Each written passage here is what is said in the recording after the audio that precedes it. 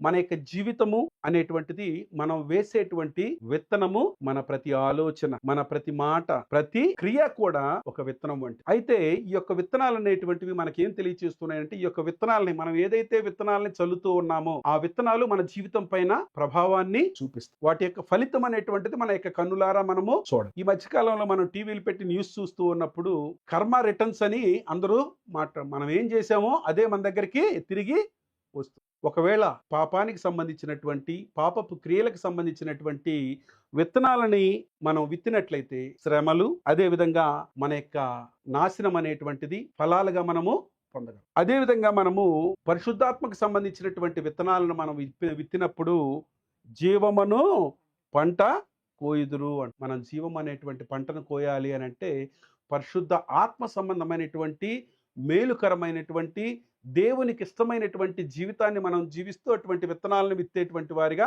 ఉండాలి.